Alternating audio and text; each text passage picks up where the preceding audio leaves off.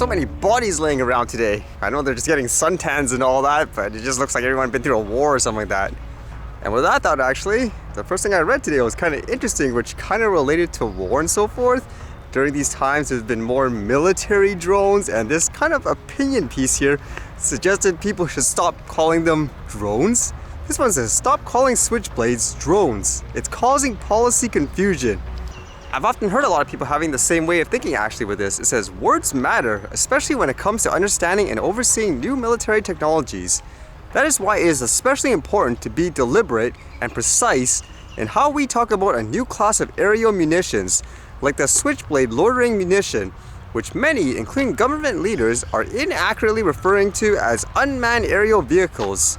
Defense media immediately picked up on the description. References to UAVs were rapidly dumbed down to drones, or even suicide drones, or kamikaze drones. While such sensational language may drive clicks by tapping into fears of dystopian technology, misleading descriptions do not help leaders make smart policy decisions. We now have a situation where highly sophisticated UAVs, which are mission aircraft by any traditional definition, are being lumped together with a new generation of aerial weapons. The ignorance needs to be corrected. So it's kind of a debate on how if you classify everything as a quote drone, the people in charge will just quote, I guess, ban them all, like put them under the same bucket. It says when incorrect terminology is used and accepted, national security leaders risk making bad policy based on misperceptions. And here's their example. It says, want proof? Consider how words are undercutting our ability to export UAVs to our allies and partners, driving them into the arms of our adversaries. Current US policy treats larger UAVs like they were weapons themselves. More specifically, they were like nuclear-tipped intercontinental ballistic missiles or cruise missiles. So here they say Switchblade is a weapon, not a UAV or what most people think about as a drone. Yes, it flies and can be guided in real time, but it was clearly designed and intended to be used as a weapon.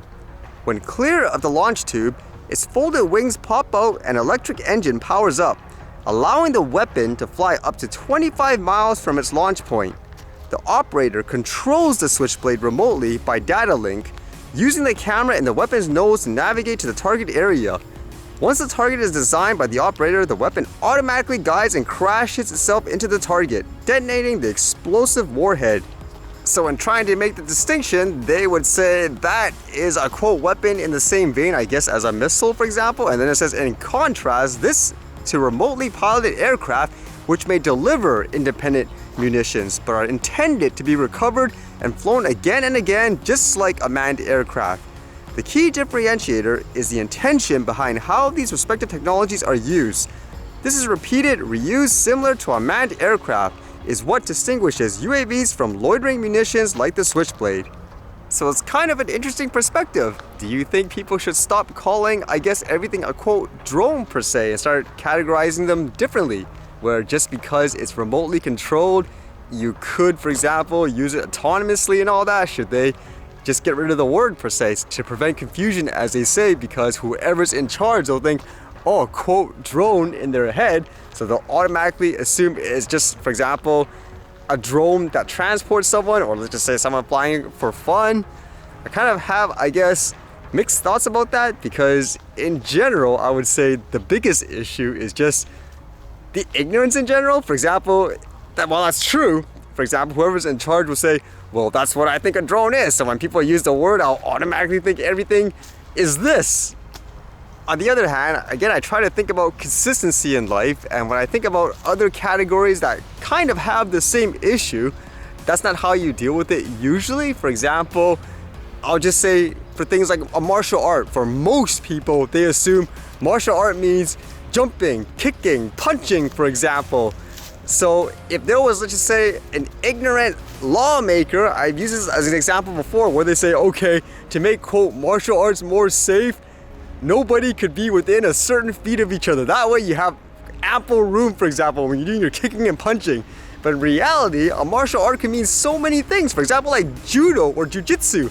How are you going to do that if people can't actually get right up to each other, for example? Like there, from what I've observed anyways, the solution wasn't okay, since a lot of people's knowledge is just what they see in movies. let's just completely get rid of that word and call it something else, for example. They don't do that. From what I've seen, most people just call it like a martial arts. I mean, it's more about, okay, whoever's in charge, you shouldn't even be trying to, I guess, go into like a deep dive of sort. You should always get some kind of opinion.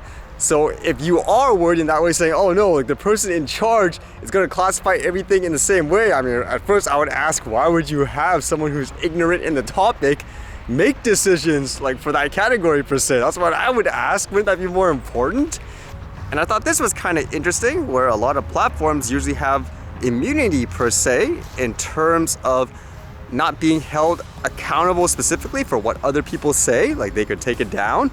But how about this one? Apparently in Australia, Google was sued by politicians. This one says, Google ordered to pay Australian politician over defamatory YouTube videos.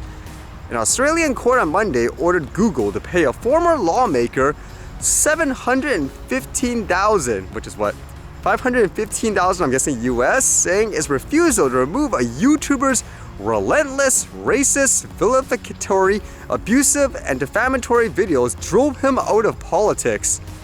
The federal court found that Alphabet Inc., Google, company intentionally made money by hosting 2 videos on its YouTube website attacking the then Deputy Premier of New South Wales, Australia's most populous state, and had been viewed nearly 800,000 times since being posted in 2020.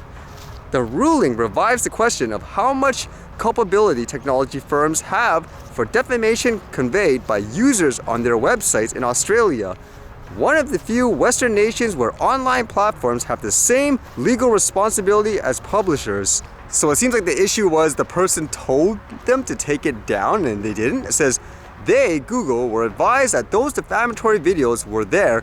They looked into it, they decided for themselves that they weren't, and left them up, said Professor David Rolfe, a specialist in media law at the University of Sydney Law School. That's an orthodox application of basic principles of publication and defamation law, but leaves the larger question about whether we need to reform the principles of publication. It's a little worrying too, because even like here in Canada, I remember reading some articles saying where politicians wanted, I guess, to create more, I guess, restrictions in that way, where if you, I don't know, criticize or whatever, like a politician, where it's like, quote, harassment, then they could be banned or blocked. That would be a little concerning, because the definition of harassment could be such a low threshold, I guess, depending on your mindset. Who knows how this will end up, huh?